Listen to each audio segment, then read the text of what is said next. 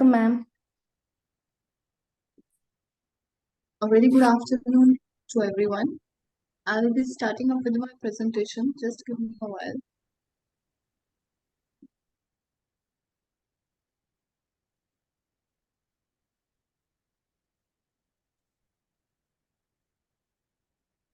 Is my screen visible to every one of you? Yes, ma'am. A very good afternoon to all the CHOs who are attending these sessions. Today we will be dealing with the topic service delivery framework and the role of community health officers in palliative care. The contents of this topic will include definition, need of palliative care. Ma'am, sorry for the interruption. Yes, Ma'am, can you make it as a PowerPoint mode? Presentation mode. That is in down. There is a, just give me a while. yeah, ma'am.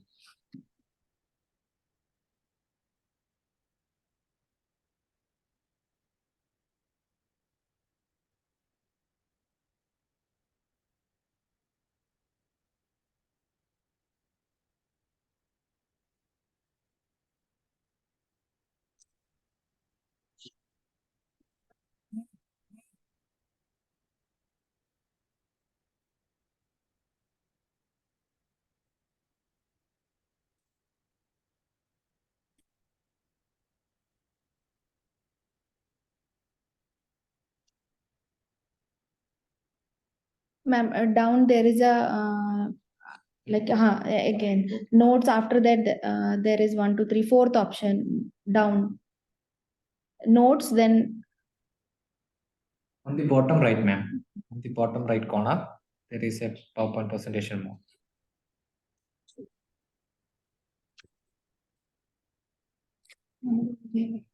Hello. Yes, ma'am. Ma'am, can we share the slides from our end?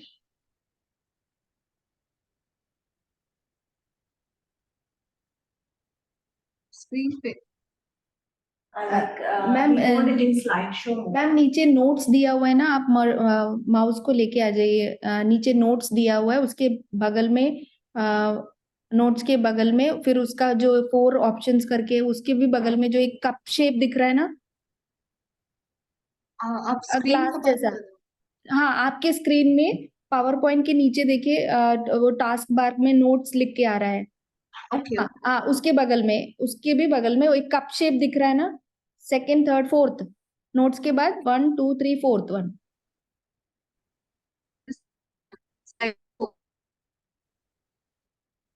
Thank you. Okay, ma'am, you can start, ma'am. Sorry for interruption. The contents of the presentation will include the definition, the need of palliative care, who needs palliative care, where is palliative care available, the basic skills of community health officers needed in the palliative care, the management of palliative care patients, and the roles and responsibilities of community health officers at the community level and at different levels in palliative care. So palliative care, what is it and how it works? Coming on to the definition, the palliative care, what does palliative means? It means a pallium, which is derived from a Latin word, and pallium means cloak. That means a covering or a protection that we give to anybody or to ourselves. Here in terms of palliative care, हम कोई भी protection, कोई भी medical care जो हम patients को देते हैं, उन patients को जो कि chronic illness से go through करते हैं, that is known as a palliative care. Palliative care ना ही सिर्फ हमारा ड्रग्स के थ्रू ट्रीट किया जाता है, बिकॉज कोई भी क्रॉनिक इलनेस अगर पेशेंट को है तो उसमें पेशेंट को mental stress, mental trauma, emotional issues, social issues, spiritual issues भी पेशेंट को बहुत सारे फेस करने पड़ते हैं, जिसकी वजह से क्या है कि हमारे पेशेंट्स की क्वालिटी बहुत ज्यादा हार्म होती है। तो उसकी क्वालिटी को इम्प्रूव करना is also a part of palliative care. Palliative care हम पैलेटिव केयर पेशेंट्स के साथ साथ हम उनकी फैमिलीज को भी पैलेटिव केयर प्रोवाइड कराते हैं to overcome all these issues. जैसे कि आप देख रहे हो कि World Health Organization says that a palliative care is a way of looking forward at incurable patients in a way that improves the quality of life of patients and their families. It also helps in preventing and relieves the suffering by early recognition and treatment of pain and other psychosocial issues and spiritual problems. Now, palliative care हमारा एक centered care है, means patient हमारा centre पे रहता है और उसमें बहुत सारे फैक्टर्स हैं या बहुत सारे ऐसे रोल्स हैं जो इम्पोर्टेंटली प्ले करते हैं. द फर्स्ट पॉइंट आप स्लाइड में देख सकते हो, patient preferences. What does it means? Patient का प्रेफरेंसेस से क्या मतलब है कि पेशेंट, आप जब भी पेशेंट को मीट करते हो, पेशेंट आपके सेंटर्स पे आता है या पेशेंट आप आगे पढ़ोगे इसमें कि पेशेंट को अगर होम केयर हम ट्रीटमेंट देते हैं या पेशेंट आपके सेंटर्स पे आ रहा है, तो पेशेंट की प्रेफरेंसेस क्या है, पेशेंट क्या चाहता है, पेशेंट कौन से इश्यूज गो थ्रू कर रहा है, पेशेंट का क्या नीड है, पेशेंट को उस टाइम पे कौन सा ट्रीटमेंट चाहिए, इन सब को हम प्रायोरिटी देते हैं. इन सब इश्यूज को हम पेशेंट से सुनते हैं एंड प्रायोरिटी देते हुए उसको फर्दर गाइड करते हैं, उसको फर्दर डायरेक्ट करते हैं towards further treatment plan. Information and education, what does it mean? कि इंफॉर्मेशन मीन्स हम पेशेंट से कम्युनिकेट करके, पेशेंट से बात करके, कम्युनिकेशंस के थ्रू उसकी सारी प्रॉब्लम्स, उसके इश्यूज को हम मतलब उसके इश्यूज को जानते हैं. हम उससे बात करते हैं कि सर ये प्रॉब्लम अगर है तो आपको इस प्रॉब्लम्स के साथ साथ और क्या क्या इश्यूज हैं, और कोई हेल्थ इशू है, ऐसे करके हम एक तरह से आप कहते हैं जैसे case history, right? Case history हम मेडिकल टर्म्स में कहते हैं. नॉर्मल इज हम उसकी सारी प्रॉब्लम्स का एक फॉर्मेट, एक रिकॉर्ड, एक डॉक्यूमेंटेशन बनाते हैं एंड उन डॉक्यूमेंटेशन के थ्रू हम उसको एजुकेट करते हैं जहाँ पे हमारा रोल है, जिन पार्ट्स में हमारा रोल है, उन पार्ट्स को हम प्रायोरिटीज देते हुए अपने एंड पे जो हम उसको एजुकेट कर सकते हैं, जो हम उसको एडवाइस कर सकते हैं, जो हम उसको गाइडेंस दे सकते हैं, वो हम उसको गाइड करते हैं. Another factor is coordination. Coordination is palliative care एक सिंगल पर्सन का रिस्पॉन्सिबिलिटी नहीं होता. पैलिएटिव केयर में आपके बहुत सारे रोल्स प्ले करते हैं, जैसे आपके स्पेशलिस्ट डॉक्टर्स, आपके पैलिएटिव केयर स्पेशलिस्ट, आपके हेल्थ काउंसलर्स, आपके डाइटिशियंस, आपकी आशा एएनएम्स जो आपके साथ वो एज अ टीम वर्क काम करते हैं, पेशेंट्स के फैमिली फ्रेंड्स, पेशेंट्स के लव्ड वंस जो उसके सराउंडिंग्स, जिनके साथ पेशेंट रोज मिलता है, उठता है, बैठता है, तो इन सब के साथ कोऑर्डिनेट करके ही हम पेशेंट को एक पैलिएटिव केयर प्रोवाइड कराते हैं. Another factors are physical and emotional support. Patient को एक इमोशनल सपोर्ट, फिजिकल सपोर्ट का बहुत ज्यादा नीड होता है पैलिएटिव केयर के ट्रीटमेंट के दौरान. Then is family and friends. Family and friends का भी इक्वल इम्पोर्टेंट इन्वॉल्वमेंट रहता है, बिकॉज ऐसी बहुत सारे इश्यूज हैं, बहुत सारी ऐसी प्रॉब्लम्स हैं, बहुत सारे ऐसे साइन एंड सिम्टम्स हमें पेशेंट के फैमिलीज के थ्रू पता लगते हैं जो कि हमें पेशेंट रिकॉग्नाइज करके नहीं बता पाता. Continuity, what does it mean? आप अपने गाइडलाइंस में पहले भी आपने बहुत सारे अपने सेशंस किए होंगे जिसमें आप कंटिन्यूसली पढ़ते हो कि कंटिन्यूम ऑफ केयर है, कंटिन्यूम ऑफ केयर है या रेफरल है. कंटिन्यूटी मीन्स कि हमारे पास जब पेशेंट आता है तो हमारा काम सिर्फ यही नहीं कि जो उसको डॉक्टर्स ने मेडिसिन प्रिस्क्राइब की है हम उसको वो मेडिसिन दें and we ask him to, मतलब वो पेशेंट चला जाए. हमें उस पेशेंट का, हमारी रिस्पॉन्सिबिलिटी बनती है कि हमें उस पेशेंट का, अगर उस पेशेंट को उस समय कुछ नीड है तो हमें उसे प्रॉपरली गाइड करके हायर सेंटर्स पे उसको रेफर करना. हायर सेंटर्स के साथ साथ जब वो हायर सेंटर्स पे अपना एडवाइस, अपना ट्रीटमेंट प्लान करा के, अपना डायग्नोसिस, फर्दर कोई इन्वेस्टिगेशंस करा के हमारे सेंटर्स पे आता है और अपने अपने कम्युनिटी, अपने घर वापस जाता है, तो उसमें कम्युनिटी का इन्वॉल्वमेंट आशा एएनएम्स के थ्रू उसका फॉलो अप कराना भी बहुत जरूरी होता है. बिकॉज हमारे इस पैलिएटिव केयर में पूरा का पूरा रोल एक ये भी है कि उसका कोई भी फॉलो अप जो हम उसको दे रहे हैं वो ब्रेक नहीं होना चाहिए. And other factor is access to care. Access to care means उसकी केयर इतनी स्मूथली हर सेंटर पे अवेलेबल होनी चाहिए कि वो कम्युनिटी लेवल पे भी उसको अगर कुछ नीड है तो हम उसको वहां भी प्रोवाइड करा सके. अगर उसको होम पे उसको नीड है पैलिएटिव केयर का तो हम वहां भी उसे वो हेल्थ केयर प्रोवाइड करा सके. अगर हमारे सेंटर्स पे वो आया है कुछ नीड के लिए तो हम उसको वहां भी उस चीज को प्रोवाइड करा सके. फर्दर सेंटर्स पे अगर हम उसको रेफर करें तो इजिली उसको हर एक स्टेप पे वो ट्रीटमेंट मिले, वो इश्यूज जो उससे गो थ्रू कर रहा है उनसे उनको रिलीफ मिले, that is assistive care. Is my voice audible to every one of you? Hello? Yes, ma'am, audible. Okay. Now, another is need of palliative care. Why do we need a palliative care? We are seeing that कि आजकल जो हमारे non communicable disease हैं या जो भी हमारी जैसे डायबिटीज है, शुगर है, कैंसर है, they are increasing day by day. तो जो पीपल एफर्ट कर सकते हैं, for them it is very easy, they can go to any of the good hospitals and they can get their treatment done. But ऐसे ही कुछ ऐसे ही भी फैमिलीज हैं या कुछ ऐसे भी हमारी पॉपुलेशन है जो ये इतने महंगे ट्रीटमेंट्स या बड़े हॉस्पिटल्स में जाके ट्रीटमेंट अफोर्ड नहीं कर सकते. तो उन केसेस में क्या है कि हमारा पेशेंट्स कई बार because of lack of money, because of out of pocket expenditure, patient वो ट्रीटमेंट कराना ही नहीं चाहता एंड ही वांट्स कि हम ऐसे ही ठीक हो जाएंगे. तो उन केसेस में हमें पैलेटिव केयर की जरूरत पड़ती है. वैसे पेशेंट्स को हमें पैलेटिव केयर देने की जरूरत पड़ती है. इट्स नीडेड कि हम उन पेशेंट्स को पैलेटिव केयर दें. Second one of the main reason is कि it has been reported that 80 to 90% of cases हमारे HIV के, AIDS के are being hospitalized. उसको hospitalization होता है लेकिन उनको पैलेटिव केयर नहीं मिलती है.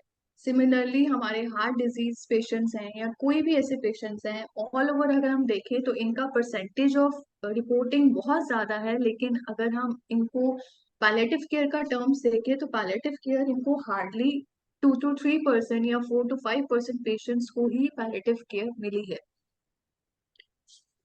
आप देख सकते हैं इसमें लिखा है कि 2/3 of the cancer patients are incurable by the time as they reach the hospital and have severe pain.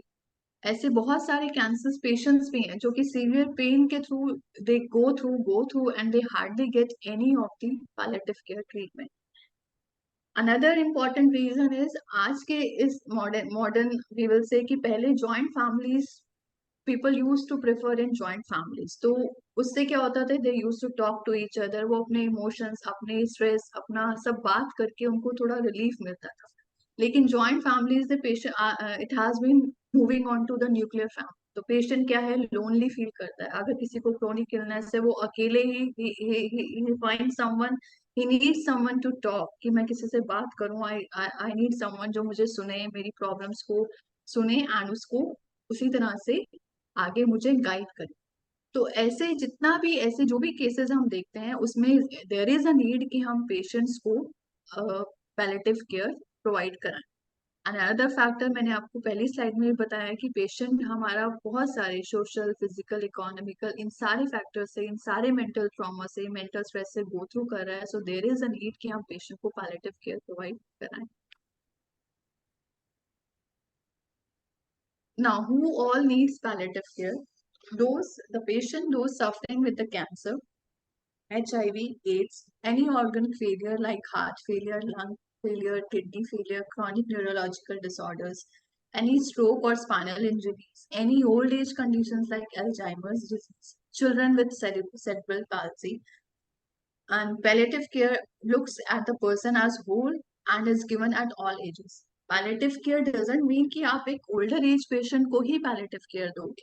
आप एड्स है, कैंसर है, कोई भी इंजरी, कोई भी डिजीज है, ऐसे बहुत सारे डिजीज है जो यंगर एज में होते हैं, एट द 14 एज, 15 एज और at the age of 30.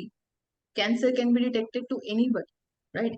HIV positive, anything can be detected at any as.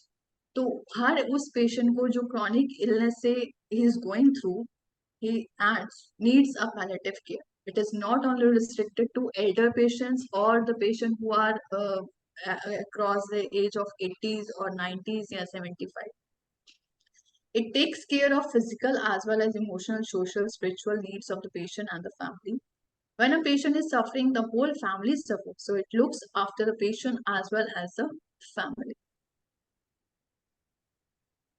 Now, how does hospice care differ from palliative care?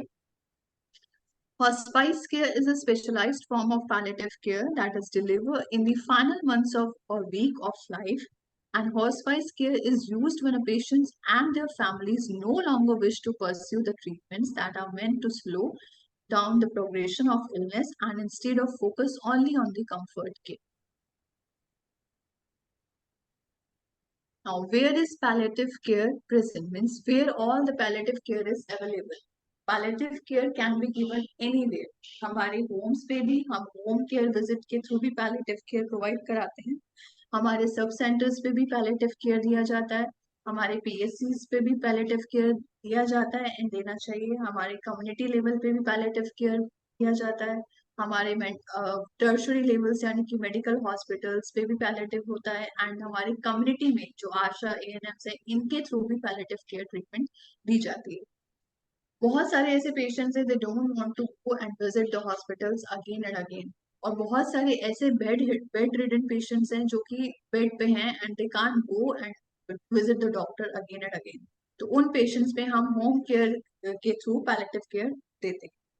अगर हम होम केयर के through हम जा रहे हैं किसी बेड रिडन पेशेंट के पास और हमें पता लगता है कि patient wants to see a doctor, तो CHOs आप लोग अपने CS सब सेंटर्स लेवल पे आप टेलीमेडिसिन के थ्रू उनको कंसल्टेशन देते हैं. तो सेम आपको वहां भी करना हो.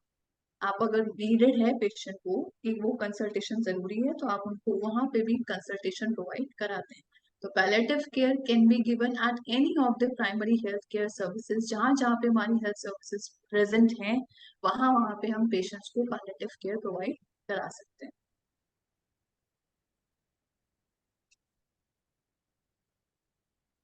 Now, management of palliative care patients at community level. Palliative care first of all is a teamwork. मैंने अपने सेकंड स्लाइड में आपको बताया था it's a coordination, it's a team work. Team work क्यों है? बिकॉज पैलेटिव केयर में आप बहुत सारे पेशेंट्स अदर सिम्टम्स भी गो थ्रू करता है like nausea, vomiting, constipation, breathlessness, smelling, tiredness, weight loss. ऐसे बहुत सारे सिम्टम्स हैं जो उस इलनेस के साथ उस पेशेंट को रोज फेस करने पड़ते हैं एंड हर सिम्टम्स को आप अकेले डील नहीं कर सकते. They need a therapist, they need a specialist, they need a counselors, they need special nurses for their nursing care.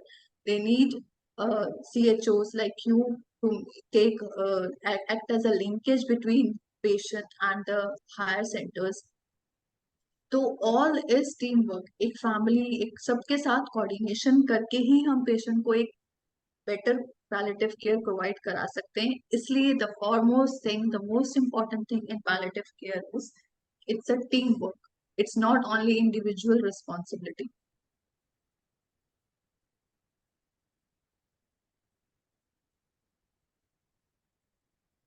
Now, basic skills of community health officer. कोई भी palliative care अगर आप दे रहे हो तो सबसे ज्यादा जरूरी कुछ ऐसे स्किल्स होते हैं जो हमारे CHOs के पास होने चाहिए. CHOs should know the most important basic skill. जो सबसे पहला बेसिक स्किल CHOs के पास होना चाहिए that is communication. Next slide में I will show. तो community health officer is most important person linking up the patient, the community and health institutions. The aim is to cure if possible, decrease patient and suffering and ensure early identification and prevention of conditions. Early identification इसलिए needed है because ऐसी chronic illness में starting age पे curative treatment is very important. लेकिन जैसे जैसे हमारा disease advance होता जाता है, सिवियरिटी की तरफ बढ़ता जाता है, तो वहां पे क्योरेटिव के साथ साथ हमारा पैलेटिव केयर ट्रीटमेंट का रोल ज्यादा इम्पोर्टेंट हो जाता है. बिकॉज उस समय हमें पेशेंट को मेडिसिन पे तो पेशेंट्स लेता ही लेता है, लेकिन उस समय उसको पैलेटिव केयर की नीड ज्यादा होती है एज कम्पेयर टू क्योरेटिव. इसलिए अर्ली आइडेंटिफिकेशन से क्या होगा, एक तो हम अपना ट्रीटमेंट प्लान अच्छे से कर सकते हैं, हम अपना फर्दर मैनेजमेंट अच्छे से कर सकते हैं. हमें पता लग जाएगा कि इस डिजीज के क्या आगे जाके प्रोग्नोसिस हैं, क्या जाके इसके विल इट इम्प्रूव और विल इट गेट वर्सन, ये सब हमें टाइमली पता लग जाती है. इसलिए अर्ली आइडेंटिफिकेशन कोई भी ऐसे डिजीज का बहुत ज्यादा जरूरी है. Now the basic skill मैंने आपको बोला कि communication is a very important skill of palliative care. Active listening, this is different from hearing. to understand what is said by the patient, families, colleagues. If not able to understand, ask and clarify. Do not assume things. It means active listening means patient के पास, जब आप patient के पास, आपके पास आया है या आप patient के पास जा रहे हो visits के थ्रू, तो पेशेंट्स को सुनो, पेशेंट आपसे क्या कह रहा है, पेशेंट्स आपको जो आपको एडवाइस, आपको अपने साइंस सिम्टम्स, अपनी जो भी कंडीशंस वो आपको बताता है, आपको बहुत पेशेंटली उसको सुनना होता है. You don't have to be impatient. आप उसके साथ ये मतलब उसके साथ शॉर्ट टेम्पर्ड या इम्पेशेंट हो नहीं हो सकते. आप उसको बीच में इंटरप्ट नहीं कर सकते, ना आपको करना चाहिए. अगर आपको पेशेंट अपने कोई भी चीज अपनी मेंटल स्टेटस के बारे में बताता है, तो आपको बहुत पेशेंटली, आपकी रिस्पॉन्सिबिलिटी होती है उसको सुने. सेकेंड थिंग, आपको you should be able to speak clearly so that the information is effectively conveyed. आप उसको इतना क्लियरली उसके टर्म्स में बोलेंगे. अगर इट्स नॉट इम्पोर्टेंट कि आप वहां जाके पेशेंट को हाई टर्मिनोलॉजीज यूज करें. जिस वो जो कम्युनिकेशन पेशेंट आपसे जिस उसमें बात कर रहा है, आपको उसी इजी लैंग्वेज में उसको बताना होता है. बहुत ज्यादा आपको ये हाई टर्मिनोलॉजीज की जरूरत नहीं होती है कि आप उसको इंग्लिश में ही कम्युनिकेट करें. It's not necessary. पेशेंट को कंफर्टेबल फील कराना इज वेरी इंपॉर्टेंट. तो पेशेंट आपके साथ जिस लैंग्वेज में बात कर रहा है, you should try to communicate. आपको उसी लैंग्वेज में कम्युनिकेट करना चाहिए पेशेंट्स के साथ. हमारा कम्युनिकेशन इतना ज्यादा इम्पोर्टेंट क्यों हो जाता है? बिकॉज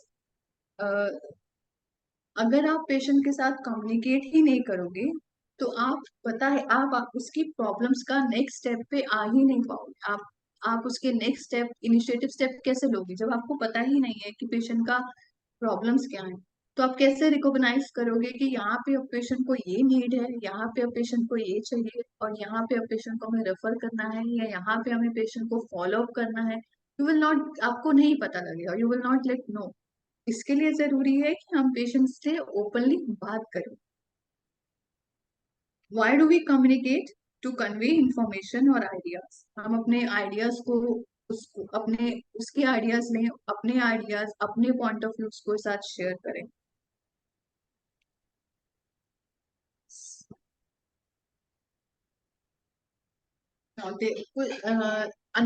एक चीज और है कि जब हम कम्युनिकेट करते हैं, the main thing is there are some steps. सबसे पहले preparation means you should ask question.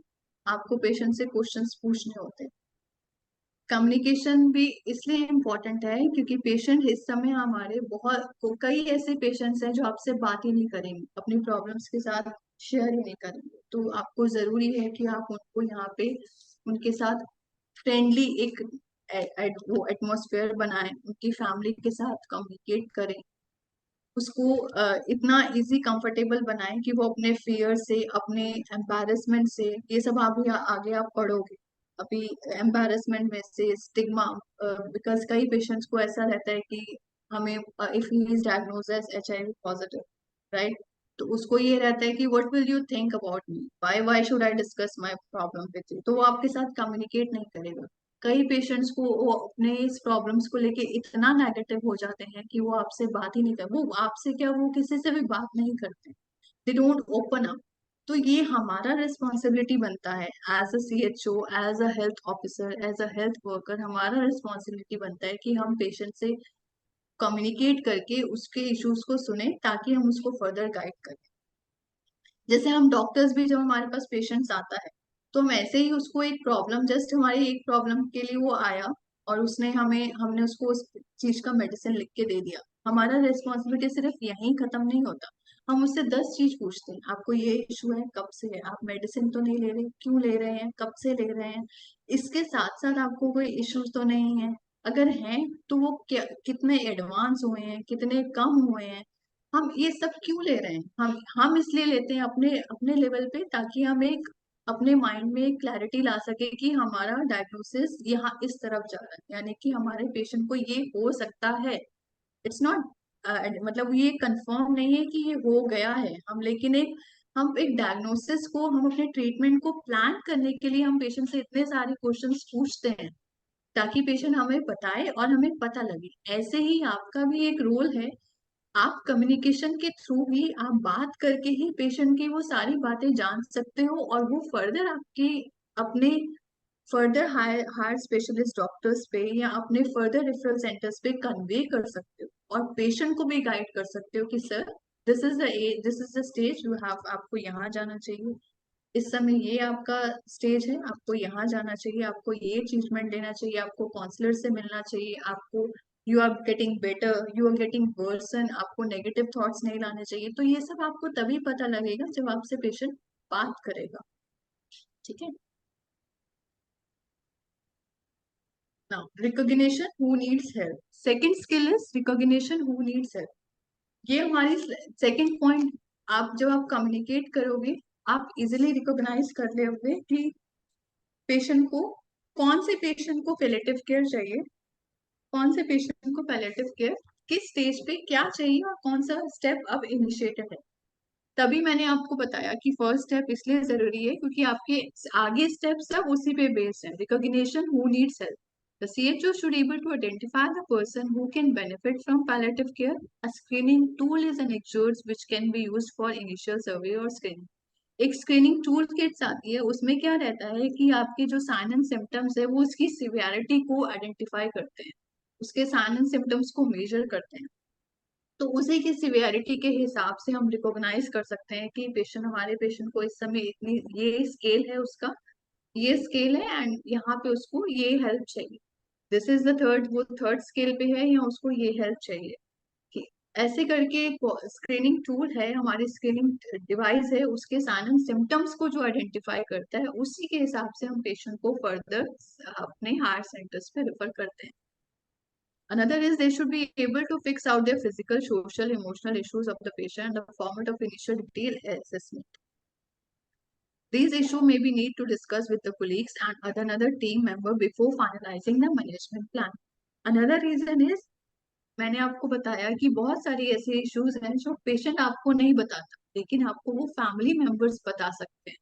तो आपको फैमिली के साथ, आप कोई भी मैनेजमेंट प्लान कर रहे हो, कोई भी ट्रीटमेंट प्लान कर रहे हो, तो उसके लिए आपको उसकी फैमिली के साथ भी डिस्कस करना जरूरी है, जिनके साथ वो अपनी लाइफ में डे टू डे मिलते हैं, उनके साथ भी कम्युनिकेट करना जरूरी होता है, ताकि आपको पता लगे कि is there something left which I should know about my patient और not. Now provide assessment and guidance. जब आपने कम्युनिकेट कर लिया, जब आपने रिकॉग्नाइज कर लिया, अब आप उसको असेसमेंट करोगे एंड गाइड करो। गाइड मीन्स आप अपने लेवल पे आप उसको एक गाइडेंस दोगे। जैसे मैं आगे बार बार वही चीज बोल रही हूँ कि आप अपने लेवल पे उसको गाइड करोगे कि this is the sir, now this is the reason, आपको फॉलो अप करना चाहिए, आपको फॉलो अप लेना चाहिए। कई पेशेंट्स कहते हैं no I won't take medicine also, मैं मेडिसिन भी नहीं लूंगा, मैं फॉलो अप भी नहीं करूंगा, मैं कुछ नहीं करूंगा, मैं ऐसे ही ठीक हूँ, मुझे मेरे, हाँ बहुत सारे पेशेंट्स ऐसे बोलते हैं कि leave me as as I M.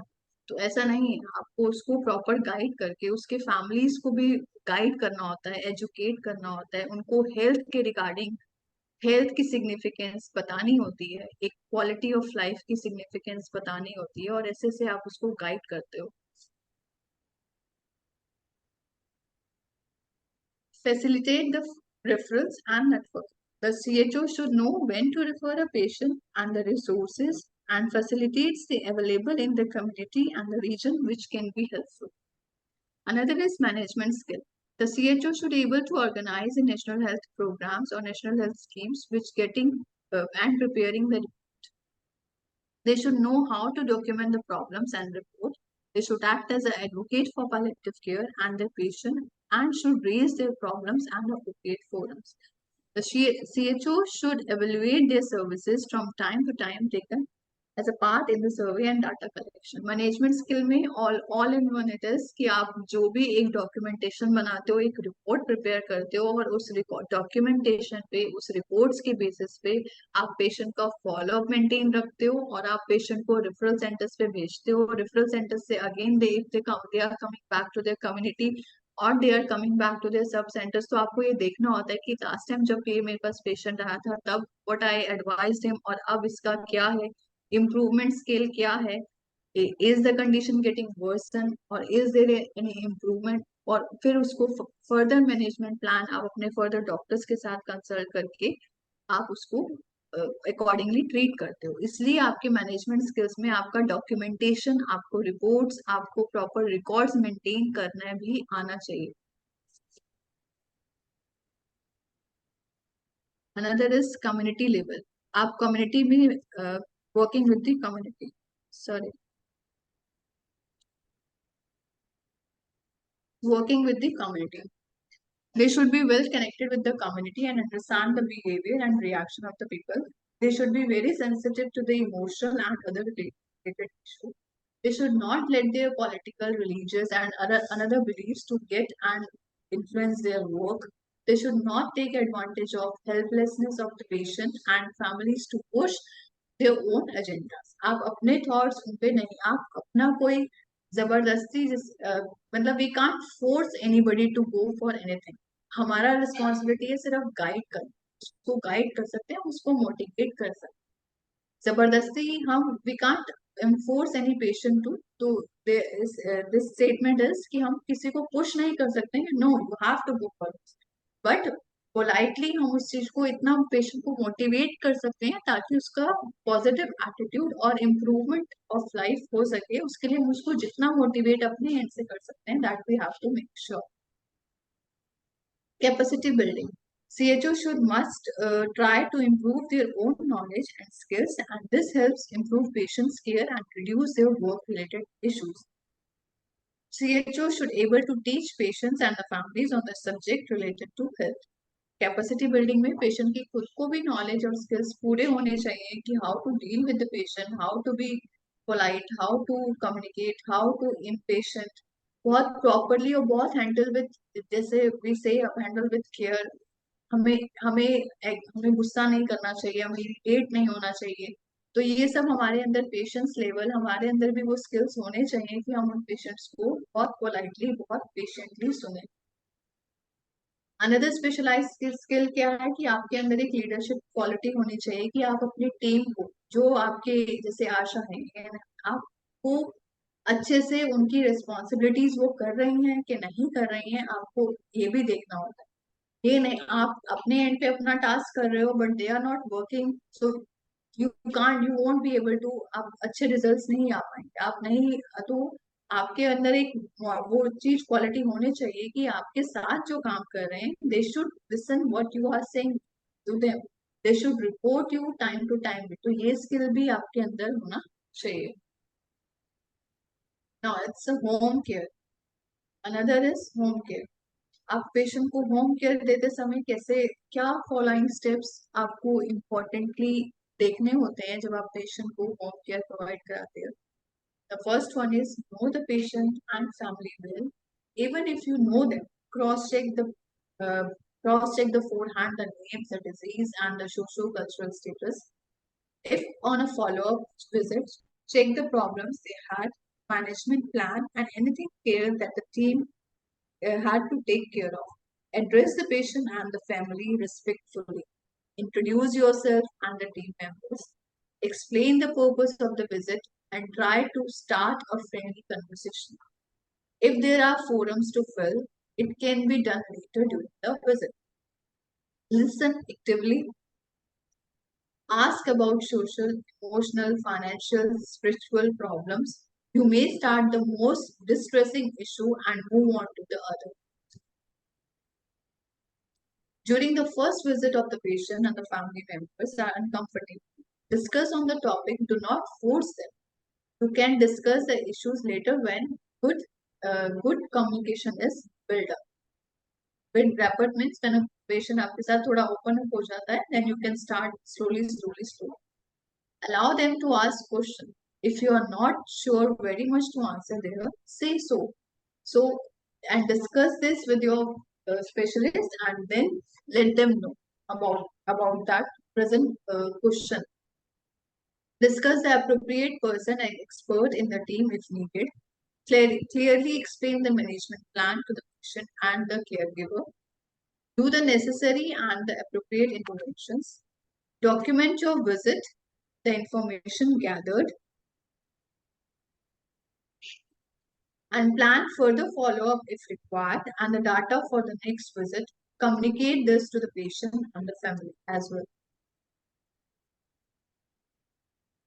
So these were some skills which were needed for the during the palliative care. How management of another is management of symptoms. आप symptoms को कैसे manage करते हो? For the main important symptom of any of the chronic illness is pain. तो pain को आप सिर्फ ये है कि pain can be only relieve by giving medication. आप अपने सीनियर्स कंसल्टेंट स्पेशलिस्ट के साथ डॉक्टर्स के साथ कंसल्ट करके उस पेशेंट को उस समय आप मेडिसिन प्रोवाइड करा सकते हो to relieve that present situation of the pain, या फिर आप उसको फर्दर सेंटर्स पे रेफर कर सकते हो। दूसरा क्या है आपका जो दूसरे सिम्टम्स, जैसे मैंने आपने स्लाइड में देखा कि नॉक्सिया, वॉमिटिंग, ब्रेथलेसनेस, इन सब के सिम्टम्स के लिए भी आप पेशेंट को प्रॉपर स्पेशलिस्ट का कंसल्टेशन ही प्रोवाइड कराओगे। आप अपने एंड पे जो जैसे नॉर्मल हम कहते हैं कि अगर आप अगर आप उसको वैसे गाइड कर सकते हो तो आप उसको गाइडेंस दोगे, बट अगर कोई ड्रग्स से रिलेटेड एनी ऑफ द कोई भी है उसको नीड है, कोई भी उसको रिक्वायरमेंट है, तो वो आप अपने स्पेशलिस्ट के कंसल्टेशन के बिना उस पेशेंट को नहीं दे सकते। You have to consult with your physician, you have to consult with the specialist, then only you can give him the drugs. Another thing is कि आप इसमें अपने एंड पे पेशेंट को एक चीज और प्रोवाइड करा सकते हो कि आप उनको गाइड कर सकते हैं इसमें regarding like what to eat. हाँ, लाइफस्टाइल पे आप उनको हेल्थ के थ्रू गाइड कर सकते हो। आपका रोल क्या होता है यहाँ पे कि आप उसको हेल्थ के थ्रू गाइड कर सकते हो। पेशेंट को क्या खाना चाहिए, क्या नहीं खाना चाहिए, क्या उसकी डाइट के लिए, जैसे आप लोग ईट राइट टू के बारे में अपने पेशेंट्स को बताते हो, तो जब आप बाकी सब पेशेंट्स को बताते हो वो यहाँ भी आप बता सकते हो, क्योंकि आपका मोटिव यहाँ क्या है कि better improvement, that quality of towards the patients. ठीक है, तो क्वालिटी हम ऐसे भी ऐड कर सकते हैं, हम पेशेंट को गाइड कर सकते हैं what is good to you, what is not good for you, avoid this, avoid this. Stress के लिए अगर पेशेंट है, आपको पता है कि पेशेंट इज अंडर स्ट्रेस है, तो आप उस टाइम पे उस सिम्टम को आप कैसे रिलीव कर सकते हो, आप पेशेंट को बता सकते हो कि मेडिटेट, आप मेडिटेट करिए, आप मॉर्निंग वॉक करिए, आप योगा करिए, आप रिलैक्सिंग बॉडी जो हमारी स्ट्रेचिंग एक्सरसाइज होती है आप वो करिए। तो आप ऐसे कर, आप आप करिए और क्यों करिए, इसकी इम्पोर्टेंस भी आप उसको बताओगे तो शायद पेशेंट आपको और ज्यादा उसके लिए मोटिवेट होके वो चीज अपनी लाइफ में, डे टू डे लाइफ में इंडल्ज करेगा। अब जैसे योगा सेशंस अपने सेंटर्स पे कराते हैं, तो हम क्यों कराते हैं, हम इसलिए करा रहे हैं ताकि पेशेंट का लाइफस्टाइल जो वो जी रहा है उसको बेटर करने के लिए, उसकी जो सफरिंग्स हैं उसको मिनिमाइज करने के लिए। तो सेम थिंग यहाँ पे भी रहता है कि यहाँ पे भी आपको पेशेंट को आप गाइड कर सकते हो कि आप योगा करिए, और हेल्थ के रिगार्डिंग कि healthy lifestyle, motivational life, motivation videos वगैरह हैं वो आप पेशेंट्स को दिखा सकते हो। ऐसी बहुत सारी चीजें हैं जो आप अपने एंड पे कर सकते हो apart from the drug. Drugs देना डॉक्टर्स का काम, लेकिन बाकी सिम्टम्स, बाकी इन सिम्टम्स के साथ साथ दूसरे सिम्टम्स को मैनेज करना आप अपने एंड पे ऐसे कर सकते हो। अनदर इज नर्सिंग केयर भी दिया जाता है, I won't be dealing with that part. Nursing care में भी जो होम बेड रिडन पेशेंट्स हैं उनको नर्सिंग केयर दिया जाता है, उनको टाइमली विजिट करके उनकी जो जो उनको रिक्वायरमेंट है, जो जो नीड है, उसके थ्रू वो केयर दी जाती है। तो ऐसे करके हम मैनेज सिम्टम्स जो हमारे हैं उसको मैनेज करते हैं। Another is dealing with the spiritual issues. Sorry, just a minute.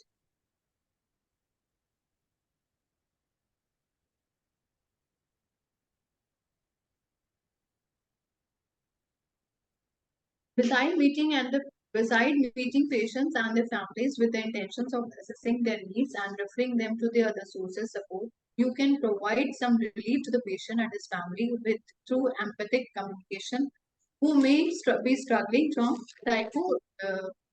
social issues and spiritual issues because of debilitating and life-limiting illness. Being consciously aware of their own behavior, what you say and do, how you behave, how you conduct yourself, or mars the contact with the patient and the family. Remember, what the person you visit will remember most clearly is you, not what you did or what you said. इसमें what all is this mean is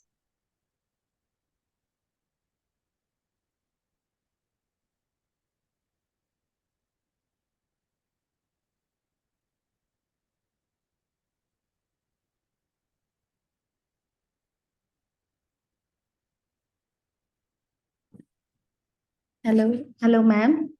just a minute.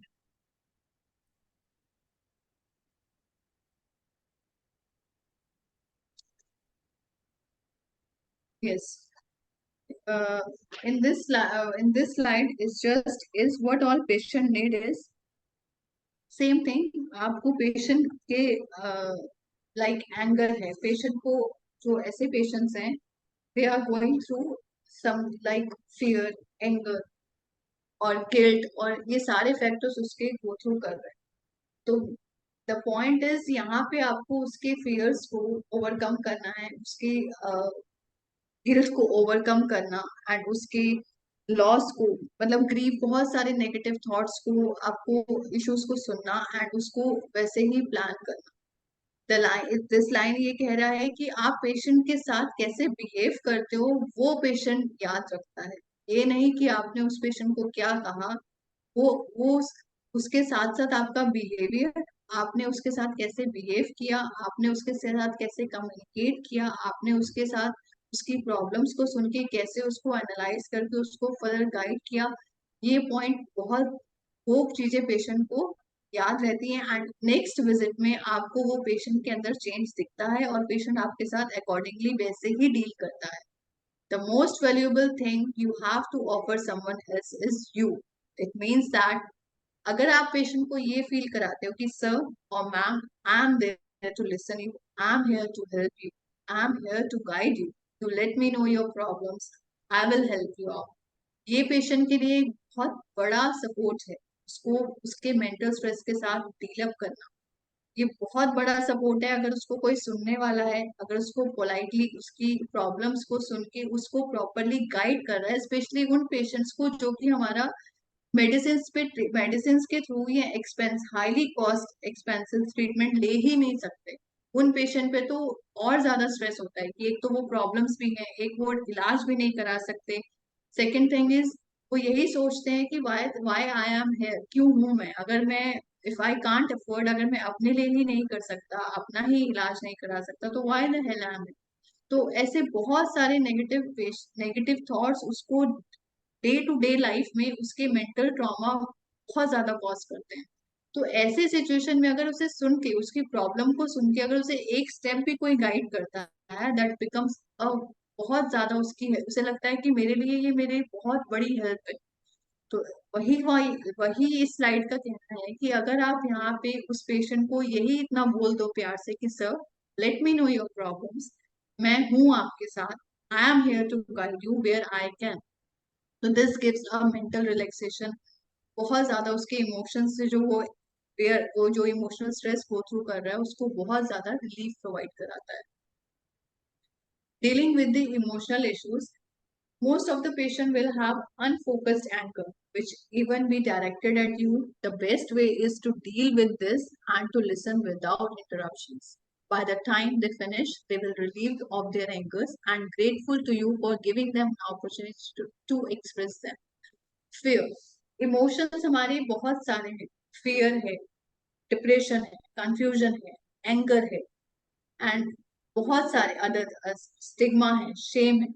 इन सारे factors के साथ हमें deal करना होता है उस patient के. अगर आप मान लीजिए आप ऐसे पेशेंट को विजिट कर रहे हैं या पेशेंट आपके क्लिनिक पे आता है, आपके सब सेंटर पे आता है, बहुत बार हमने देखा है कि पेशेंट इतना इरिटेट होता है, हम उससे अगर एक बार कहते हैं कि सर ये हमारे पास दवाई नहीं, तो वो इरिटेट होके कुछ भी बोल जाता है कि अरे जब दवाई नहीं है तो आपने खोले क्यों ऐसे, बोलते हैं पेशेंट्स. तो ये, इसका मतलब ये नहीं कि आप उसी टोन में उस पेशेंट को वैसे ही जवाब. तो वही सेम चीज है कि अगर आपसे आप होम केयर विजिट दे रहे हो, आप सेंटर्स पे अगर आपके ऐसा कोई पेशेंट आया है और वो आप पे गुस्सा हो रहा है, तो your responsibility is to calm down, to show patient listen है, उसकी प्रॉब्लम क्या है वो सुनो। वो आप पे गुस्सा क्यों हो रहा है, ठीक है, उसके अलग रीजंस हैं कि वो मेंटली वो डिप्रेशन में है, वो स्ट्रेस में है, लेकिन you are a doctor over there, आप वहां पे एक डॉक्टर हो, उसके लिए एक डॉक्टर की तरह रोल प्ले करते हो। तो your responsibility is to calm down, to listen. उसका गुस्सा ठंडा हो जाएगा, वो खुद आपको फिर, ठीक है सर हो गया मुझसे, आई एम सॉरी, वो आपको खुद, कई पेशेंट्स ऐसे भी होते हैं जो बाद में ये भी बोलते हैं कि सर आई एम सॉरी, मैं गुस्सा था, मैं ऐसा बोल गया, आई डिडंट मीन दैट। तो आपको उस इमोशंस के साथ डील करना आना चाहिए। इससे क्या होता है, आपका एक तो ट्रस्ट बिल्डअप होगा पेशेंट के साथ, आपको पेशेंट ओपनली आपके साथ एक फ्रेंडली बनेगा, नेक्स्ट विजिट में आएगा तो वो आपसे और ज्यादा प्यार से बात करेगा, थर्ड विजिट में आएगा तो वो और से आपसे और ज्यादा प्यार करेगा, तो प्यार से बात करेगा। तो हमारा एज अ डॉक्टर, जैसे आप वहां पे एक डॉक्टर की तरह रोल प्ले कर रहे हो, तो आपका ये काम है कि उसके अगर पेशेंट फियर में है, एंगर में है, किसी भी तरह का, अगर गुस्से में है तो उसके गुस्से को ओवरकम करना, अगर फियर है, बहुत सारे ऐसे पेशेंट्स हैं जो डरते हैं अपनी प्रॉब्लम्स को बताते समय, अपनी फैमिलीज के साथ भी डिस्कस नहीं करते हैं, वो ये सोचते हैं कि वट नहीं हमें नहीं बताना है, बता के क्या फायदा, बताऊंगा तो क्या होगा, ये हम नहीं सोच सकते because we are not going through that phase. लेकिन जो पेशेंट गो थ्रू कर रहा है उनके दिमाग में ऐसे बहुत सारे आए दिन चीजें आती हैं, तो हमें उन फियर्स को सुनना होता है, we have to make a record, उसके डिप्रेशन, वो कौन सा डिप्रेशन के बारे में आप ये पूछ सकते हो, अगर उस आपकी फैमिली में आप उससे ये पूछ सकते हो कि अगर उसको मूड स्विंग्स आते हैं, लाइक उसको गुस्सा आता है तो कितना रेगुलर आता है, कितनी ड्यूरेशन तक आता है, कितना लंबे समय तक रहता है वो इस गुस्से में, या वो, और अगर पेशेंट, मतलब ये सारे फैक्टर्स के भी ना एक वो है, फैक्टर्स है कि अगर ये पेशेंट को होता है तो कब तक होता है, क्यों होता है, कितना फ्रिक्वेंट होता है, इन सारे इमोशंस में पेशेंट खुद को हार्म देता है या नहीं देता है, पेशेंट किसी और को हार्म देता है या नहीं देता है, पेशेंट उस समय अलोन प्रेफर करता है रहने के लिए, वो चाहता है कि मेरे को अकेला छोड़ दिया जाए, या वो बात करने से उसको रिलीफ मिलता है। तो ये सारी चीजों के साथ आप ऐसे डील करते हो, आप उससे जब कम्युनिकेट करते हो तो आप उससे फैमिलीज के थ्रू उससे ये सारी चीजें क्वेश्चंस पूछते हो, पेशेंट से सारे क्वेश्चंस पूछते हो, ताकि आप एक रिपोर्ट बना सको। जैसे मैंने आप उस स्लाइड में आपको बताया कि मैनेजमेंट स्किल है, आप उसके सारे एक डॉक्यूमेंटेशन बनाते हो, और उन डॉक्यूमेंटेशन के बेसिस पे फिर आप फर्दर उसको ट्रीटमेंट प्लान प्रोवाइड कराते हो। तो इन सारे इमोशंस के साथ आपको डील करना होता है, बिकॉज ये सारे कहीं ना कोई इमोशन किसी ना किसी प्रॉब्लम्स के साथ patient is going through. It is important to talk openly with the patient and the family and to answer all their questions as well. Dealing with the spiritual issues. Spiritual issues क्या है, जैसे हम भी अपनी life में, day to day life में कभी कभी इतना fed up, like we go through a struggle, everybody, हम सब स्ट्रगल करते हैं, मतलब हमारी लाइफ में इतनी टेंशन है, इतना टेंशन है, इतना प्रेशर है, फिर भी हम कभी कभी सोचते हैं कि यार मेरे साथ ही ऐसा क्यों होता है, वाई मैं ही ऐसा क्यों फेस कर रहा हूँ, मेरी लाइफ में ही क्यों स्ट्रगल है, why I am getting all this, क्या मतलब भगवान ने मुझे ही ऐसा क्यों बनाया, या मेरी लाइफ में ही इतनी सारी प्रॉब्लम्स, इतना स्ट्रगल, उसकी लाइफ तो बड़ी स्मूथली चल रही है। तो ये सारी चीजें जब हम सोच सकते हैं अपनी डे टू डे लाइफ में, जस्ट बिकॉज कि हमें स्ट्रेस रहता है, तो उन पेशेंट्स में भी यही चीजें रहती, के दिमाग में भी यही होता है कि भगवान को मैं, मतलब भगवान ने मुझे ही ऐसा ये बीमारी क्यों दी, और अगर ये बीमारी दी तो मैं जिंदा ही क्यों हूँ, मेरे को ये बाकी का समय भी क्यों दिया, why he has given me this time also, why, अगर मैं ये, if I am here for 1 year, तो मैं ये 1 साल भी कैसे काटूंगा, मेरी लाइफ तो बर्बाद हो गई, मेरी फैमिली का कौन ख्याल रखेगा। तो जब उसको पता है कि दिस डिजीज है, दिस डिजीज इज इनक्योरेबल, तो अपने आप उसके दिमाग में ये सारे स्पिरिचुअल्स भी आने लगते हैं, वो अपने आप को ब्लेम करने लगता है कि मैं ही गलत हूँ, मैंने ही कुछ किया होगा, इसलिए I am going through all this illness, God have given me this. तो इन जब आपको पता लगता है कि पेशेंट इतना ज्यादा नेगेटिव हो चुका है, इतना ज्यादा डिप्रेशन में है पेशेंट, तो आपको उस समय आपकी रिस्पॉन्सिबिलिटी बनती है कि पेशेंट को आप उस समय, या फैमिली को उस समय एजुकेट करें, उनको गाइड करें कि sir this is the time, आपको इनको इस समय किसी काउंसलर के पास, हेल्थ काउंसलर के पास सिखाना चाहिए, बिकॉज ये बहुत ज्यादा नेगेटिव थॉट्स है, और ये नेगेटिव थॉट्स पेशेंट की जो जितना भी टाइम है, जो भी लाइफ उसका ड्यूरेशन है, उसको कम नहीं करेगा, उसको और वर्स करेगा। तो इसलिए उसको और उसकी जितनी भी बाकी क्वालिटी ऑफ लाइफ को और ज्यादा प्रोग्नोसिस उसकी पुअर ही होगी, इट वोंट गेट इम्प्रूव। तो इसलिए इट इज बेटर टू उस समय हम उसको एक अच्छे मेडिकल हेल्थ काउंसलर के लिए एडवाइस करें, गाइड करें। It is the patients who are dying often ask question, how much time do I have? As I said, the same slide with Likha is the best to help explore their fears and respond empathy rather than provide answers. There are patients who talk about their endings of life as palliative care practitioners. We believe that there is cry for help, and that can be met with the rigid medical nursing and spiritual response. However, we should remain vigilant to societal tendencies, to clinical depressions, and to mental illness that they predispose patients to take their extreme stress. We must direct them for the appropriate consultation. Now, the roles and responsibilities of the primary health care team. Community level पे आपको सबको पता है कि हमारे community level पे आशा काम करती है, मेल हेल्थ प्रोवाइडर काम करता है। तो कम्युनिटी लेवल पे वो उनका क्या रोल है, ये है इस स्लाइड में। इसमें हम ये बताएंगे कि आशा, एएनएम और इन सब का क्या रोल है। तो identify the patient in the need of palliative care using सीबैक form. आप सबको पता है कि हमारी आशा एएनएम जो है वो सीबैक फॉर्म फिल करती है, उसके थ्रू पेशेंट को वो आइडेंटिफाई करती है।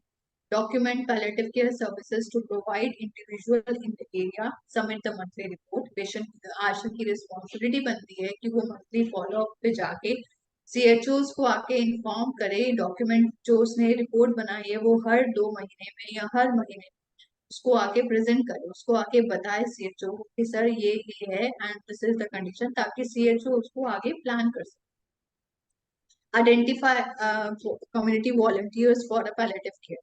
आशा या CHOs क्या कर सकते हैं, एक छोटा सा टीम बना सकते हैं, एक वॉलंटरी टीम बना सकते हैं जो कि पैलेटिव केयर जाके देखें कि हाँ ये पेशेंट को पैलेटिव केयर मिला है नहीं मिला है। तो वो जैसे आशा अपना नॉर्मल फॉलोअप करती है, वो volunteers team basically palliative care की टीम को जाके फॉलोअप कर सकते हैं। Facilitate the referral of the patient require care to the higher centre. ASHA का काम क्या है, यहाँ अपने कम्युनिटी लेवल से पेशेंट को आइडेंटिफाई करके, पेशेंट को असेस करके कम्युनिटी सब सेंटर्स पे लेके आना, सब सेंटर्स पे लेके आना। वहां पे CHO का काम है कि CHO उसको फर्दर फिर प्लान करे कि आगे क्या उसको ट्रीटमेंट या गाइडेंस देना। Create awareness regarding palliative care including DHS and डीज, जो कि आप लोग करते ही हो। आप लोग हर विलेज में जा जाके आप लोग MAS Mahila Arogya Samiti and village health sanitization committee के थ्रू आप ये डे सेलिब्रेट करते हैं एंड इस डे में आप लोग हेल्थ प्रमोशन कराते हैं, हेल्थ प्रमोटिंग प्रोग्राम्स कराते हैं। तो same goes with palliative care. Home care visit में जब आप जाते हैं तो उसमें भी आपको आशा के साथ कोऑर्डिनेट करना होता है एंड CHOs और आशा के साथ कोऑर्डिनेशन के साथ आप होम विजिट प्रोवाइड करा सकते हो। केयर गिवर्स या नर्सिंग केयर के लिए, जो नर्सिंग केयर के लिए जो भी इक्विपमेंट्स चाहिए उन इक्विपमेंट्स को बता सकते हो आप आगे CHO को कि सर हम यहाँ गए, have gone to this home for home care और वहाँ पे ये चीज नीडेड है, तो we are reporting you about this. Then CHO further अपने हायर सेंटर्स पे बात करेगा, अगर उसके सेंटर्स पे अवेलेबल है तो वो प्रोवाइड कराएगा, अगर उसके सेंटर्स पे अवेलेबल नहीं है तो वो फर्दर हायर सेंटर पे कम्युनिकेट करके मेक श्योर दैट वो चीजें, वो इक्विपमेंट्स पेशेंट के पास नर्सिंग केयर के लिए अवेलेबल हो सके। Notify and refer those needing more care to CHO. Non-pharmacological management of the symptoms. As I said कि आप pharmacologically आप डॉक्टर्स मेंटेन करते हैं, लेकिन non-pharmacologically आपका रोल है उसको मैनेज करना। जो काम आप कर रहे हो, जो एजुकेशन आप दे रहे हो regarding anything, he try to give health promotion program, motivational programs, motivational speeches, वही काम आशा एएनएम का भी है। आप उनको टीच करोगे, आप उनको पढ़ाओगे आशा एएनएम को कि आपको ये स्टेप्स करने हैं जाके, और वही वो भी करेंगे। तो इसी तरह से ये कम्युनिकेशन के थ्रू आप उनका भी इक्वल रोल बनता है कि वो होम विजिट में जब जा रहे हैं तो वो ये सारे स्टेप्स वो भी फॉलो करें। Provides spiritual support, end of life care and bereavement support.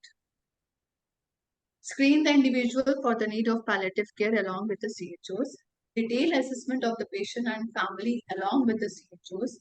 Nursing care, nasogastric feeding, bladder care, wound care, tracheostomy, colostomy care. All this cares comes under nursing care. तो इसके लिए इक्विपमेंट्स अवेलेबल हैं नहीं है, timely आपको एक nursing care देना होता है पेशेंट को, जा जाके जो बेड रिडन पेशेंट्स हैं या जो बहुत ओल्ड एज पेशेंट्स हैं, they can't visit at your centres, they can't easily go to the higher centre for several times. तो उन पेशेंट में जाके हम एक नर्सिंग केयर प्रोवाइड कराते हैं। तो उसमें भी आपको मेक श्योर करना होता है कि वो सारे इक्विपमेंट्स, वो सारी चीजें अवेलेबल हैं हमारे सब सेंटर्स पे या नहीं है before going to for a home care. Maintain home kit as well, home care kit as well. Now at the sub centres पे क्या रोल है CHOs का? Clinical function is conduct detailed assessment of the patients requiring palliative care, refer patient to the higher center for palliative care when needed, provide basic nursing care to the palliative care patients and perform necessary nursing procedures if required. In cases, in any cases, if procedure is required, you have to refer the patient to the higher center. Provide home care as a part of home care team. Public health functions में CHOs के role क्या है? Take a leadership quality in creating a patient support group and a caregiver support group with a community volunteer. Conduct IEC and SBC's activities regarding palliative care in the area and to recruit the community volunteers.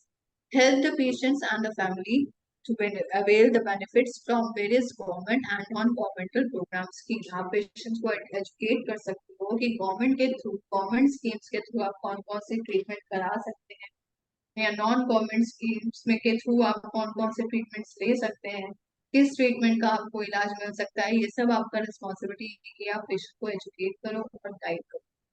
Managerial functions में क्या है? Supervise करना सब centres में अपनी team को, records को maintain करना, maintain records of palliative care patients in the area including refill and follow-up records, maintain inventory control for the home care kit, maintain a list of palliative care hospitals and physicians up to the district level with contact details. Referral center level पे जब आप patient को refer करते हो, palliative care for outpatient at PSCs once a week, palliative care for inpatient service at community health center, district hospitals, prescription of medicine including pain management. यहाँ पे this line means that कि जब आपके centres पे आप patient को refer नहीं कर सकते हो या कोई पेशेंट अगर नहीं जा पा रहा है सेंटर्स पे बिकॉज ऑफ एनी रीजन, तो आप जो टेली कंसल्टेशन की फैसिलिटीज यूज करते हैं अपने सब सेंटर्स पे, वही यहाँ पे आपको उसको टेली कंसल्टेशन प्रोवाइड कराना होता है। फर्दर हायर सेंटर से एडवाइस लेके आपको उसको मेडिसिन देनी। Referral to higher centers when needed, provision of home care and end of life care on routine emergency basis whenever needed, awareness generation activities, maintain a relevant record, maintain drugs and consumables and inventory control, monitoring of palliative care activities of health and wellness centers in that area. Now this is a flow chart which is showing कि आपको patient को कैसे, पूरे patient को, palliative care के patient को follow up कराना होता है। कम्युनिटी लेवल पे आशा ने आइडेंटिफाई किया, आशा ने स्क्रीन किया, आशा लेके आई उसको सब सेंटर पे, सब सेंटर पे आपने उसको होम बेस्ड केयर के लिए एडवाइस किया या सब सेंटर पे आपने अपने एंड पे जो उसको आप ट्रीटमेंट दे सकते हो वो दिया। अगर आपको नीड है पेशेंट को रेफर करने के लिए तो आपने 108 के थ्रू पेशेंट को रेफर किया टू हायर सेंटर्स। जो पेशेंट चल के नहीं जा सकते हैं, जो पेशेंट सीवियर गोइंग थ्रू है, उनको आप 108 पे कॉल करके आप उसको हायर लेवल पे PSCs पे रेफर करोगे। PSCs पे अगर उसको treatment at least once a week आप उसको PSCs पे रेफर करना चाहिए आपको। देन PSC पे उसका जो ट्रीटमेंट है वो होगा। फर्दर उसको अगर डायग्नोसिस है, फर्दर उसको कोई ट्रीटमेंट प्लान की जरूरत है, तो उसको फिर हायर सेंटर CSC पे या डिस्ट्रिक्ट हॉस्पिटल्स पे हम उसको रेफर करते हैं। देन डिस्ट्रिक्ट हॉस्पिटल्स पे भी अगर उसको ऐसा कोई ट्रीटमेंट, हमें ऐसा कुछ नए सिम्टम्स, नया डायग्नोसिस, नई कुछ इन्वेस्टिगेशंस के थ्रू पता लगा है कि उसकी कंडीशन में और ज्यादा he needs something more towards his treatment plan, तो उसको हम फिर मेडिकल हॉस्पिटल्स पे रेफर करते हैं। मेडिकल हॉस्पिटल से वो अपना ट्रीटमेंट करा के एट प्रेजेंट जो उसको नीड है वो करा के वापस अपने घर जाता है, या वापस अपने जब घर जाता है तो अगेन आशा का स्टार्ट अप होता है कि वो कम्युनिटी लेवल पे आशा उसको अगेन फॉलोअप के लिए करेगी। अब वो वहां से या तो सब सेंटर पे आएगा अपने फॉलोअप के लिए, तो सब सेंटर पे अगर वो फॉलोअप के लिए आ रहा है तो सीएचओ उसको ये देखना होता है कि उसके पिछले रिकॉर्ड्स में उसने क्या ट्रीटमेंट दिया, क्या नहीं दिया, रेफर किया तो क्या किया, डॉक्टर्स ने क्या एडवाइस किया, तो वो अकॉर्डिंगली वैसे ही ट्रीटमेंट प्लान के बेसिस पे ही विल मूव ऑन। तो ऐसे करके हम पेशेंट का पूरा एक कॉन्टिन्यूम ऑफ केयर, एक कॉन्टिन्यूटी मेंटेन कर सकते हैं। अगर हम इसको ब्रेक कर देंगे तो हमें पता ही नहीं चलेगा कि पेशेंट को क्या ट्रीटमेंट मिल रहा है क्या नहीं है, पेशेंट का क्या मैनेजमेंट है क्या मैनेजमेंट नहीं। तो हमारे लिए फॉलोअप, हमारे लिए उसका रिकॉर्ड्स को मेंटेन करना बहुत जरूरी है। Same goes with Elder patients also. हमारे जो एल्डर पेशेंट्स हैं वो भी, उनके लिए भी सेम पाथवे रहता है कि वो आशा कम्युनिटी लेवल से वो आते हैं आपके सब सेंटर्स पे, सब सेंटर्स पे वो आते हैं आपके पीएससी पे, पीएससी से रेफर होके जाते हैं देन सीएससी पे, अगेन वो जाते हैं हमारे टर्शरी लेवल यानी कि मेडिकल हॉस्पिटल्स पे। अगेन जब उनको फॉलोअप के लिए बोला जाता है तो पेशेंट सब सेंटर्स पे आता है, सब सेंटर से अगेन जब वो घर पे चला जाता है तो आशा और एएनएम का रोल स्टार्ट होता है कि वो वहां जाके होम केयर के थ्रू फॉलो उनका मेंटेन करे। अगर कोई बेड रिडन पेशेंट है तो वो ही कांट गो, वो बार बार इतने हायर सेंटर्स पे ही कांट गो, तो वहां पे भी सीएचओ का रिस्पॉन्सिबिलिटी बनता है कि अगर अगर वो सब सेंटर पे आ रहा है पेशेंट तो इतना ही एनफ है, वो उससे अपने हायर सेंटर्स पे टेली कंसल्टेशन के थ्रू मेडिकल ऑफिसर से अपनी मेडिसिन या उसको ट्रीटमेंट के लिए एडवाइस लेके उसको फर्दर गाइड करें। और उसको होम केयर विजिट्स आशा एएनएम या अपनी टीम के साथ कोऑर्डिनेट करके उसको होम केयर विजिट्स अगर डॉक्टर्स एडवाइस करते हैं तो वो उसको प्रोवाइड कराए। Now, takeaway messages. Palliative care is incomplete unless we address psychological and spiritual issues of patients and their caregivers. Often our attitude stands in a way of us becoming effective healers. Self-reflection must go hand in hand with the acquisition of knowledge and skill. By using the technique of empathic listening, we can encourage the people to express their emotions and share their anxieties, which help them to cope better. Empathic communication requires hard work and practice. It is about relationship building, observation of the patient and family, identification of the main problem, formulation of the proper assessment, evaluation, and referral as when needed. As a healthcare professional on a front line, as you all are, we should be conscious of our limits and should be able to refer the psychosocial and spiritual distress to requisite specialist, whether it is a doctor or a priest. Now these slides show कि आपका services में कौन से level पे कौन क्या service provide कराता है। लाइक टर्शरी आपके पीएससीज पे आपके एमओज प्रोवाइड कराते हैं, like provision of elderly patients और पैलिएटिव वंस अ वीक आपके एमओज प्रोवाइड कराते हैं पीएससी लेवल पे। Assist PSC MOs in providing management for common emergency for palliative और जेड्रियाटिक पेशेंट। ये जेड्रियाटिक के लिए, एल्डरली के लिए एंड पैलिएटिव के लिए सेम रहता है, doesn't change, it is same for palliative also, for elderly also.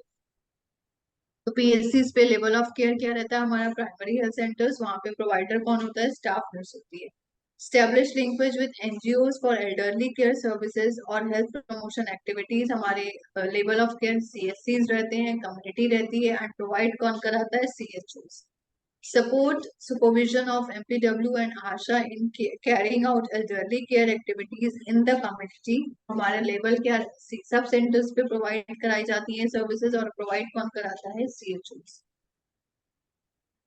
Another is maintain records of OPD attendance of elderly in sub centers. कहाँ पे सब सेंटर्स पे सारे रिकॉर्ड, सारे डॉक्यूमेंट्स होने चाहिए। प्रोवाइडर कौन रहता है, CHOs और ASHAs और AMM. कॉम्प्रिहेंसिव पैलिएटिव और जेड्रियाटिक असेसमेंट सब सेंटर्स पे होता है और सीएचओस प्रोवाइड कराते हैं। Dispense of medicine to elderly on prescription by, ये भी हमारे सब सेंटर्स पे होता है और सीएचओ का रोल है इसमें। Referral of complicated cases to पीएससीज और एमओ, ये भी हमारे सब सेंटर्स पे होता है and CHO play a role in this. Another is identification and mapping of elderly in the village.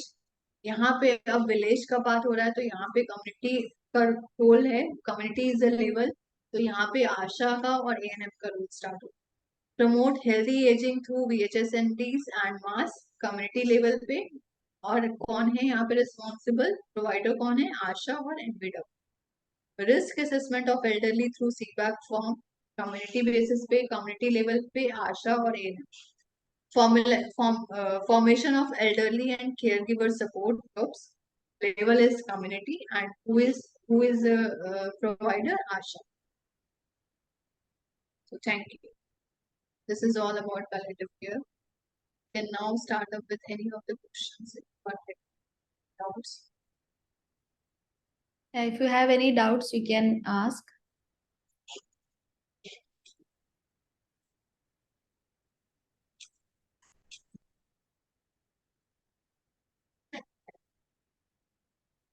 Implement तो कुछ हो नहीं रहा।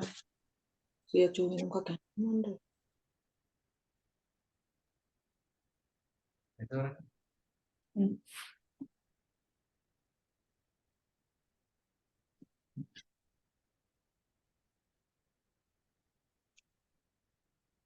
If you have any doubts, you can ask. You can type it in the chat box.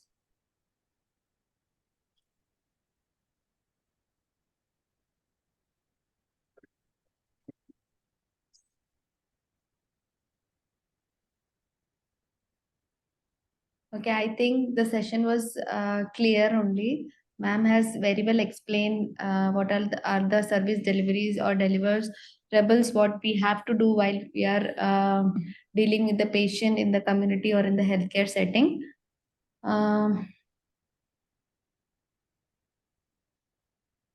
So almost we have come to the end of the session, like the whole session, the sessions which we are, I think one more session is left. Right. So we have learned a lot thing about palliative care. What are the palliative care? What are the holistic approach which we have to follow while we are giving palliative services to the patient, right, and the family. Okay, thank you so much, Dr. Ashu, for taking the wonderful session. It was a very good, very good explained. Thank you, ma'am, for joining. Thank you so much. Thank you. Okay, thank you. Thank you so much all for joining. We'll meet you in the last session. I think tomorrow. Thank you, ma'am. Thank you. Thank you. That was a very wonderful Thank you. session. Thank you, sir. Thank you so much. Thank you all for participating. Ravina, do you wish to say anything? Ravina Deshman, do you have any doubt? No, sir, no. Okay. Okay. Let's see in the next session. Okay. Thank you. Okay, thank you, everyone. Thank you for giving your time. Thank you, everyone. Thank you, ma'am.